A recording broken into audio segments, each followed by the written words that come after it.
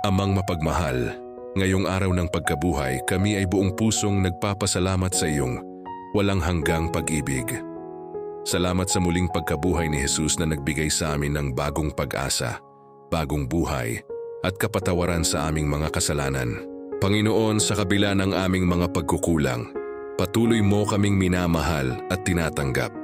Tulungan mo kaming mamuhay ayon sa liwanag ng iyong muling pagkabuhay, na may pananampalataya, pag-asa at pagmamahal sa kapwa. Naway maging paalala sa amin ang araw na ito na walang imposible sa iyo at ang bawat pagsubok ay may kasunod na tagumpay. Punuin mo ang aming puso ng kapayapaan at kagalakan at gamitin mo kami bilang instrumento ng iyong kabutihan sa iba. Maraming salamat, Panginoon, sa regalong buhay at sa tagumpay laban sa kamatayan. Ikaw ang aming pag-asa magpakailanman. Sa pangalan ni Jesus, Amen.